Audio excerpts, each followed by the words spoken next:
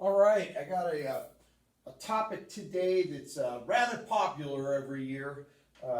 The Ku Klux Klan in the 1920s. There's just a lot of fascination with the Klan. They're very mysterious. They're very frightening, and there's something about the Ku Klux Klan that really gets a lot of attention, and students have a lot of curiosity about it.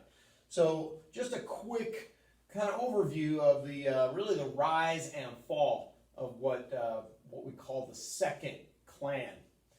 And I get a lot of questions about the name. Where did the name come from? And we got to go back to the first Klan. The first Ku Klux Klan was an organization for former Confederate soldiers, and it was a terrorist group.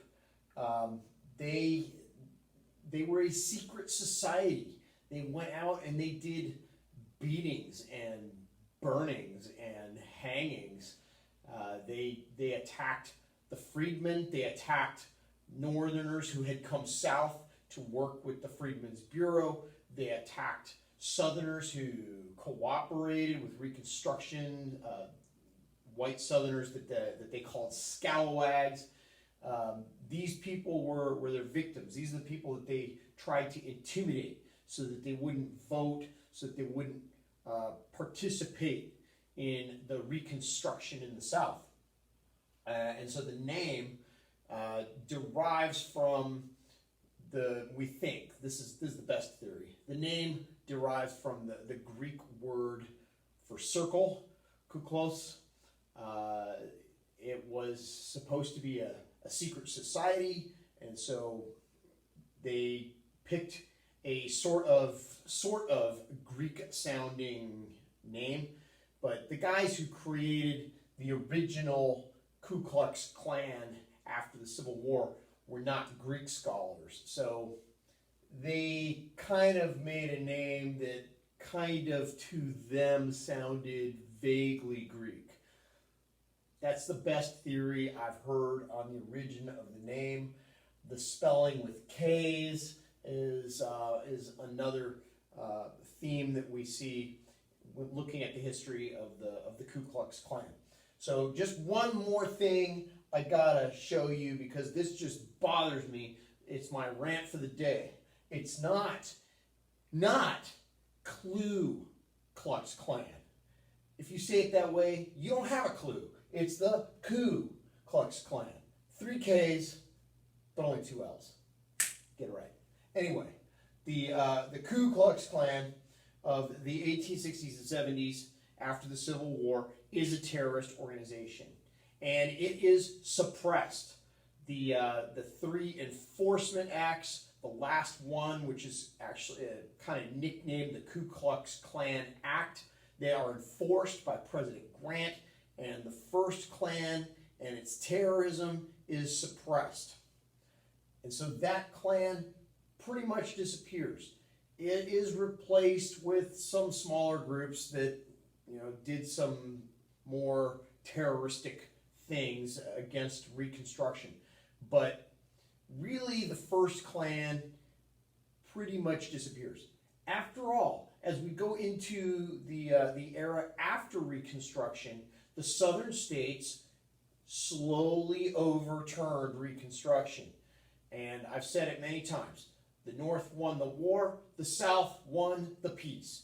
And so slowly the Reconstruction is overturned, starting with the so-called Compromise of 1877, when we get President Hayes elected and we end Reconstruction and there's no more troops in the South. And then little by little, the civil rights that African Americans had obtained through acts of Congress and through the Reconstruction Amendments, those are all going to kind of slowly be taken away. And we're going to enter an era that's sometimes just called the Jim Crow era. And the laws of segregation are going to be put into place in the South. And definitely, if you got in trouble with the law as an African American in the South during the Jim Crow era, you could expect to not be treated the same as a white person who had committed a crime. You could expect to be discriminated against pretty much all round. Their movements were gradually restricted, their ability to purchase land, to vote, all these things were kind of slowly restricted. And we get Jim Crow and segregation in the South. Okay, so once we have segregation in the South and Jim Crow, you're getting into the 1880s and 1890s. Why do you need a Ku Klux Klan? Why do you need a secret terrorist group? The entire apparatus of state governments are doing the things that the Klan wanted to do. So you don't really need a Ku Klux Klan until you get to 1915. There were a couple books that came out that kind of rewrote the history of Reconstruction, and one was called The Klansman, and instead of portraying Ku Klux Klan night riders as violent thugs and terrorists, which is what they were, instead of portraying them that way, it portrayed them as heroes. It portrayed them as people who saved the South. And it's very much a racist sort of idea. Saved the South from what? Well, from African American rule, from black rule. Okay, that's what they were saved from, and the purity of the white South is preserved. This is the theme of this book that comes out called The Klansman. They made a movie largely based on the book in 1915 called Birth of a Nation. It's a silent film. They did a lot of things with camera work that were revolutionary, so if you're ever a film student, you might have to watch it. But Birth of a Nation actually is going to be the birth of the new Ku Klux Klan in 1915. The day before Thanksgiving in 1915, some guys, just 15 guys, went up on top of Stone Mountain outside of Atlanta, Georgia, and they burned a cross, and they proclaimed the Knights of the Ku Klux Klan, the Invisible Empire, as it was also called, because they were everywhere. That was kind of the idea. We're everywhere. All walks of life are going to be part of the Ku Klux Klan. And yet, although they called themselves the Invisible Empire, this second Klan is not secret at all. The first Klan, secret, terrorists. If you were in one of the cells, you didn't know the people in the other cell. You didn't even know who was in charge because it was a terrorist outfit. If you got caught, you couldn't give names because you didn't know any names. But in the second Klan, it's got a corporate organization. Down to the local level, there's dens, and you have meetings, and there are officers, and all the titles start with K until you get to some of the high offices, and then they get these strange mystical titles like Grand Dragon and Imperial Wizard. These are people who are in charge of entire regions. They grow the Ku Klux Klan by selling memberships, and then you had to buy a robe, and they're making money hand over fist. Now this worked. They basically advertise. They sell the Klan to America. Why does it take off? Because it does take off. They go from 15 guys on top of Stone Mountain, Georgia, and then in the 20s it just exploded. Why? Well, World War I, there's this super patriotism, this push for everybody to get behind the war, and it does have a dark side. They started talking about 100% Americanism. And so if you were visibly foreign, if you spoke with an accent, if you didn't look like you were a white Anglo-Saxon Protestant, if you were a Catholic, if you were Jewish, if you were black, if you were Mexican, if you were visibly different from the traditional white Anglo-Saxons, then maybe you were suspect. Maybe you weren't 100% American. And we start to see during World War I some things that are a little bit frightening, like towns putting up signs like only 100% Americans welcome here. And then we also see some things that are funny, like we don't want to eat sauerkraut. That sounds German. We're going to call it Liberty cabbage. Well, that's just silly. But this idea of we need to have 100% Americanism, we're in a war, I think this is what feeds this renewed Klan. The second Klan is very different from the first. Don't get me wrong; they're not nice, but they're not a terrorist organization either. They're out in the open, and the organization grows huge. They get up to 5 million members in the United States. There are millions more people who don't join, but they're kind of like, yeah, I think those guys are all right. I think they have some good ideas. They develop lots of rituals and ceremonies that the first Klan never had. The most well-known ceremony of the Ku Klux Klan is the cross burning. The first Klan never burned crosses. They were just thugs. If they came to your house, the only thing they were going to burn was your house.